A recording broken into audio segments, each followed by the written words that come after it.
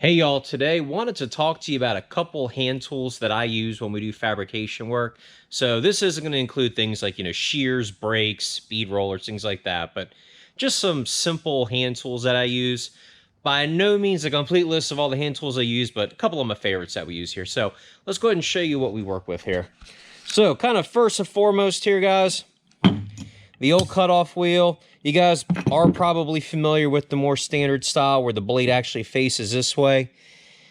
And I'm not a huge fan of those because then you're trying to hold this thing, cutting it, things all over the place, trying to take fingers off. So I highly encourage you guys, if you got the funds to do it, try and pick you up a 90-degree cutoff wheel. These are a go-to. I literally use this thing all the time. And this right here is a Patco brand. They're a little bit pricey. You can, pick up a cheap Harbor Freight one or something like that. You may go through them, but guys, right here, this is like, there's a million miles on this thing. I mean, I love these cutoff wheels, so definitely recommend you pick something up at some point like this.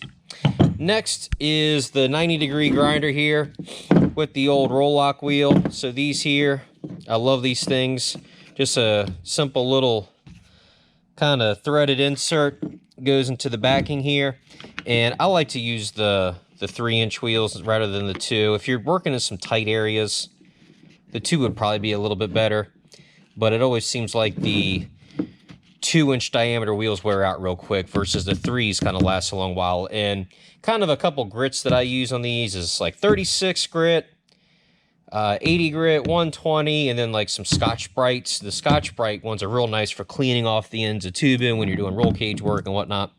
But guys, again, something as simple as this, and these things will go a long way. This is just a cheap Chicago pneumatic one, but so far so good. I usually go through about, I'd say probably 2 of these a year. I would kind of consider these consumables, but gotta have this, guys. I'm telling you right now, this kind of goes along with the old cutoff wheel. These things are priceless. So next is the air saw. I don't use this one quite as much, but this is a real nice one that I've used. I've had this one for, God, probably 15 years now. This is an Ingersoll Rand brand. But again, I'm sure there's some cheap knockoffs you can buy of these things here. But this with the little reciprocating air blade here, real good for if you're trying to cut some plastic in intricate shapes, say if you're trimming something, or perhaps you're trying to cut some sheet metal out of a car, say you're getting ready to put like a roll cage or something like that in it. This is really, really good for maybe cutting some of that old sheet metal out of the way. So again, guys, definitely a go-to, I believe. Next up, got your Clecos. So some of you guys may be familiar with these, and some of you guys are probably like, what in the heck is this? So these things, I want you to think of these things like temporary pop rivets, or yeah, I guess temporary pop rivets is probably the best term for it. So you've seen a lot of people probably do fabrication work, and they'll use like self-tapping screws and whatnot. It's kind of chintzy. So with this here, what you can do is on these brass-colored ones here, this you can drill an 1/8-inch hole, and then this will actually go through the hole, and I'll even show you how it works here. So basically, you take this, and you put it in here like so, and then as you squeeze this,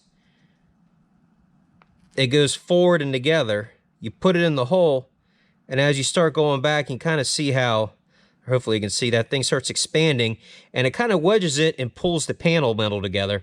So again, like a temporary pop rivet, these things are awesome. So this is the 1/8-inch hole size, and then this color here is the 3/16 hole size.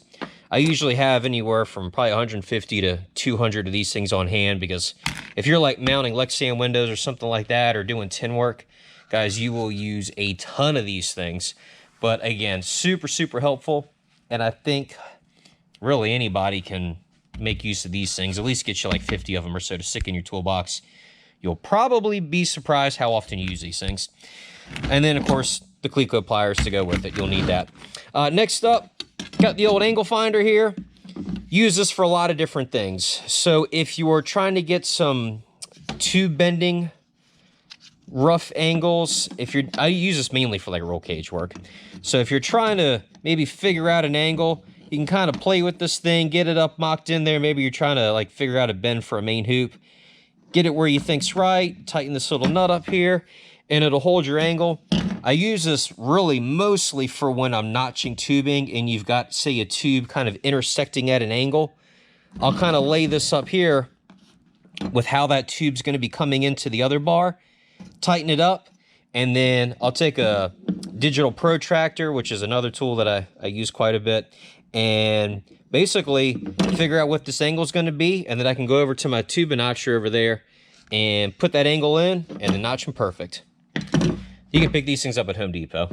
And then kind of, I guess, wrapping up here, the old plumb bob. So if you're ever doing suspension work or just trying to make sure that, like, you have, you're laying out tubing, you want to make sure it's in the right place. I mean, you can even use this, obviously, for framing, I think is really where these things originated from. But the old plumb bob, letting gravity do the work, basically hangs on a string. And if you're trying to get, like, a center point, a lot of times I'll get the car square on jack stands, or if it's on the jig, even better. And basically you can mark the jig table or the concrete or whatever the case may be.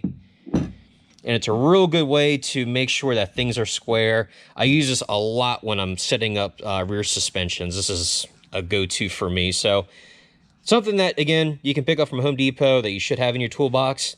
And guys, last but not least here, if you get old like me, just having a rubber mat, you would be surprised what this can do. So I think this here is just like a cheap mat that you can probably pick up from Walmart or whatever. I think it's made for, like, doing, if you want, like, have a soft mat for like a fitness area or something like that.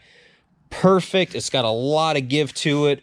Great on the knees if you're laying on your back or something like that. We even use them at the racetrack. Just a real nice, helpful thing that you have there. But guys, again, just wanted to go over a couple things with you on what I use a lot. Hope you guys find this information useful, and go ahead and start adding this stuff to your toolbox. Until next time, we'll catch you on the next video.